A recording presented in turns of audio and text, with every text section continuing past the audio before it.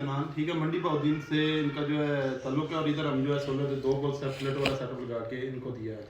अब बंदा पूछे भी यहाँ पे कोई 2 प्लेट वाला सेटअप नहीं लगा सकता, पहली तो बात है यहाँ पे कोई यकीन ही नहीं करता। यहाँ पे छोड़ के हमारे एरिया में भी कोई यकीन नहीं करता कि यार 2 प्लेटों पे आप फ्रिज चला के दे रहे हैं, पानी वाली मोटर चला के दे रहे हैं, इस्त्री चला के दे रहे हैं, बाकी पंखे आपके चल रहे हैं।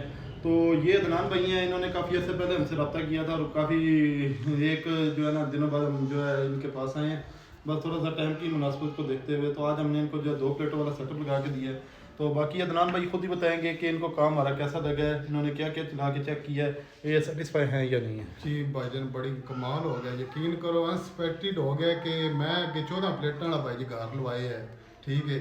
तो वो भी यही काम पे करता है, तो 2 प्लेटा वाला इतने मकूल बजट में काम करके दिता है। यकीन करो हुण भी जेडे बंदे मैं गल करना मेरे लगे हत्ता कि घरे वाले नहीं चीज़ मनते हैं, बस आप 8-9 लाख रुपया लाया वो ये चीज़ां चलते पे ने। तो जो इतने बजट काम च ते सिस्टम चलिया, यकीन करो भाईजान अनएक्सपैक्टेड होया, काम जबरदस्त होया ते बहुत ही कमाल कर छड़ी। यकीन करो कमाल। ये कोई नहीं भाई, मेरा नाम अदनान तारड़ स्कूल मतलब मेरी रहायश है। जेड़ा बंदा मंडी जिले में जाके विजिट करना चाहे मोस्ट वेलकम, ये चीज़ आके चेक कर लो।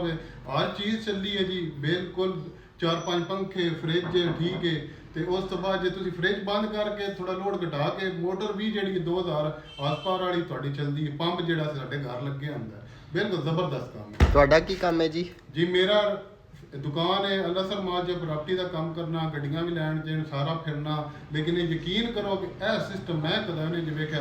तो मैंने हालांकि आईडी तो बंद मैंने भी आख्या कि भाई यार आईडी है ये काम जो है फेक है। मैं इन्होंने बिला झिझक 50,000 रुपया किया, भाई यार अपने टाइम से बिल्कुल कि मैं सुता पाया तो भाई यार मैंने कॉल की, असं निकल आए हैं, ठीक है। भाई यार की जी गल की ना पूरी की। बाकी अपनी जुबान की कोशिश होती है कि अलहमदुलिल्लाह जिथे भी असी गए हैं जो टाइम दे दिता बंदे ने जुबान अपनी अलहमदुलिल्लाह पूरी रखी जी जी। बिल्कुल। तो बाकी इन्हों का असी इस इसरी भी तुम इस्तेमाल कर सकते जे। इन्हों का लाल पंप असी चला के वेख्या, लाल पंप जोड़ा तुम्हें पता है कि 8-8 प्लेटा तो थोड़ा लाल पंप नहीं चलता। अलहमदुलिल्लाह 2 प्लेटा के उत्ते चला के इन्होंने काफ़ी देर चला के भी रखे, ठीक है माशाल्लाह। तो बाकी अपना जे किसी भाई ने सैटअप लवाना हो, सिर्फ वही बंदा यार साढ़े नाल रब्ता करया करे, क्योंकि इतनी ज़्यादा कॉलां ते अक्सर लोग जो वेले बैठे होंगे ने तो साढ़े कोल इतना टाइम नहीं होंदा। जोड़ा भाई इंटरस्टिड हो सिर्फ वही बंदा जो साढ़े नाल काइंडली रब्ता करे। 0305 190 45 12 0316 51 56 650 इन्होंने नंबरों पर रब्ता कर लो।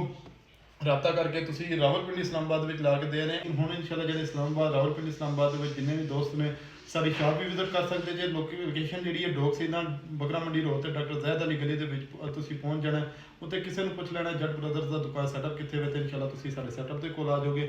बाकी वीडियो पसंद आई है तो लाइक शेयर तो अपने दोस्तों के नाल लाजमी मैंशन कर देना। अल्लाह हाफिज़।